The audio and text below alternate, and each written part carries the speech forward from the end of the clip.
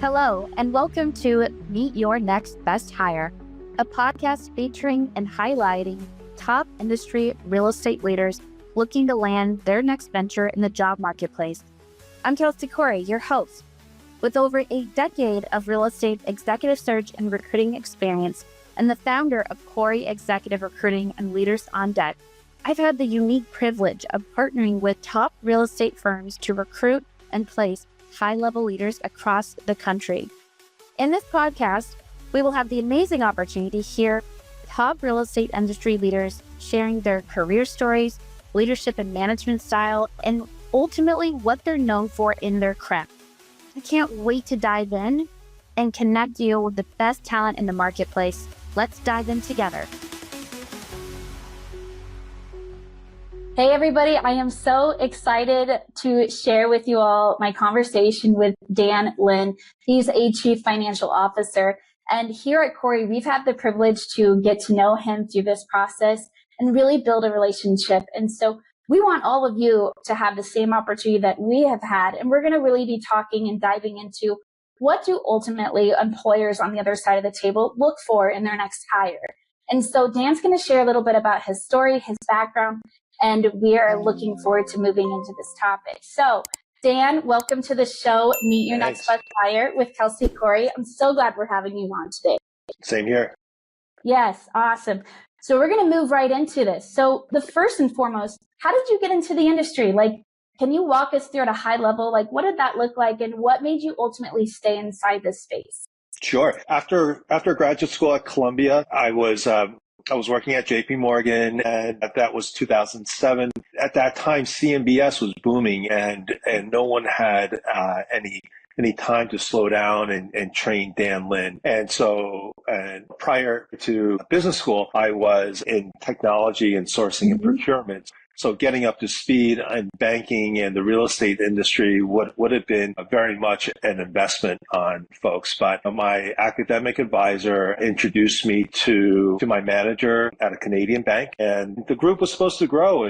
And because the following year was '08, it didn't grow, and because Lehman did their thing and Bear Stearns did their thing. And so for the period of 4 or 5 years, I had every public real estate transaction come across my desk. And that was awesome. And at the same time, very stressful, because I had also had my first, we had a child during that point.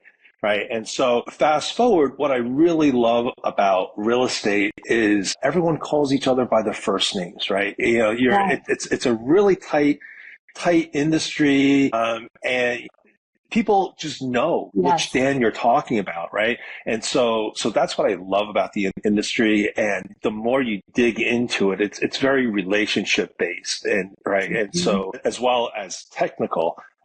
So that's why I stuck with it. And, as the industry grew and matured, the subsectors started getting defined, and I kind of went where the wind blew. And my last post was heading up acquisitions and capital markets at a student housing platform, which is really fun. Yeah, I could imagine. I love it. And thanks for sharing that. I mean, it's one of those things, back to what you were saying, it's all about relationships. I find myself, and you probably do too, where you have all these small inner circles and they all overcome bits of people. So it's you have this kind of colleague friend group, right? That that somehow transfers over into this group. And so, relationships ultimately really matter in real estate. I know everybody says relationships matter, but I feel like with real estate, it's a very special space. You don't see that very often. Absolutely. It's very special. The relationships is what makes the career, right? And if you're connected with someone and you know someone and you've done certain deals, well, that conveys your experience level, your stripes, your social stripes, if you will, and it allows people that you've never met before to open up and share ideas with you, which is where we all want to be. Yes. Yeah. I couldn't have said it better. And this leads into my next question is, Like, share with us, what would you be known for ultimately in your craft? What's your expertise? What do you love, and how can you share that with us? Sure. I see a senior finance executive in three lenses, right? So there's the controller CPA that just manages historical, backward looking. There's the FP&A executive that is more the here and now and maybe next month and the next quarter type view. And then there's the strategic banker growth Right.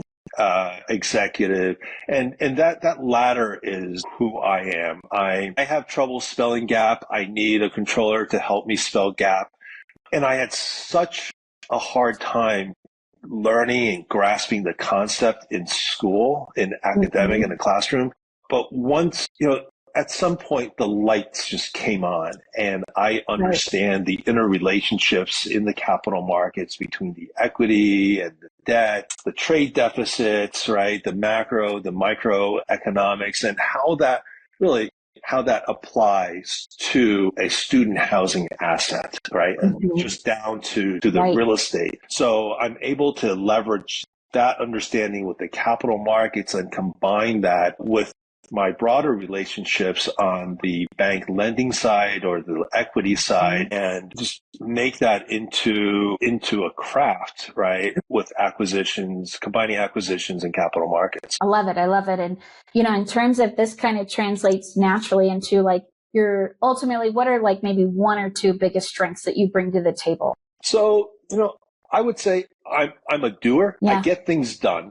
Right. I like that. I've been on the lending side, and most recently I've been on the sponsor side. So I bring to the table two perspectives that are instrumental to an acquisitions process and an organization's growth.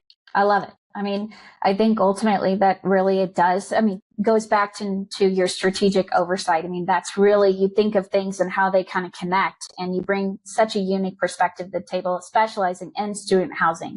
And that kind of leads into our final question is, how would you describe your leadership management style, and how does that impact the bottom line? Sure. The narrative that an investment banking analyst never sleeps is very true.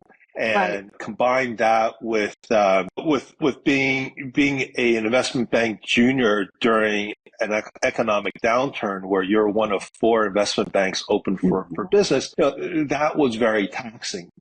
Fast forward to today, that level of discipline has taught me a lot, and I have instilled that level of discipline across my juniors as well. And proud to say that if you're working for me, your work product is at a higher level standard than any of my peers, right? And so there is, I would say, attention to detail ad nauseum and precision to the infinite degree. Every little column in Excel needs to be precise at a certain width. So I would say my leadership style is, going back to one of my strengths, is to be a doer. Yeah. Let's roll up our sleeves and do it. I'll show you how to do it in the trenches, and then you take the ball and run with it. I like it. Yeah. And honestly, with your type of role, I mean, it makes a lot of sense, right? It's like, it just really tries to cut through the noise and the chaos that happens. And so I can appreciate that, like, discipline, detailed, and that you're not afraid to like get in the weeds in the first show and come alongside them in that journey is everything, because you can only expect so much. But when you're involved with your team and you help them grow through this very specific vertical, that does probably resonate, years to come for those folks that have been underneath your leadership and have really appreciated a lot of the guidance that you've been able to teach them through the years. Yeah, absolutely. Absolutely agree with that. And I hope those that were under my leadership appreciate it. Yeah, absolutely. And, ultimately, we could talk forever about really your background, what you bring to the table, but I know that time is of the essence. What's the best way for somebody to get a hold of you if they want to join your network and hopefully become, a part of getting to know you through this process? Yeah, absolutely. Well, they could contact me through LinkedIn, which would be on this post. My email address is Daniel Lynn, Lin as in Nancy, 79@gmail.com. So, one of those two ways, I will be sure to respond. Okay, awesome. Well, Daniel, and thank you so much again. It's so nice to have Dan on the show, and I can't wait for you guys to get to know him more through this process. Make sure you connect with him. He's somebody that you're going to want on your team, especially if you're looking for that real estate expert that specializes in student housing. So thanks, everybody. Thanks, Kelsey. Thanks again for listening and sharing your time with us on the show, Meet Your Next Best Hire. I hope you enjoyed listening to and learning from another incredible leader our industry is so fortunate to have in the real estate space. If you're a high-level leader within the diverse real estate industry and looking to land your next best venture and would love to share your story from your own voice and perspective, then be sure to check out our firm at Corey Executive Recruiting and Leaders on Deck via CoreyExecutive.com. Our mission is to continue to be trailblazers within the recruitment space and bring meaningful leaders to the forefront to drive growth and empower people. If you enjoyed this session, please like, comment, and subscribe to support us and our partners at Multifamily Media Network. Stay tuned and come join us on our journey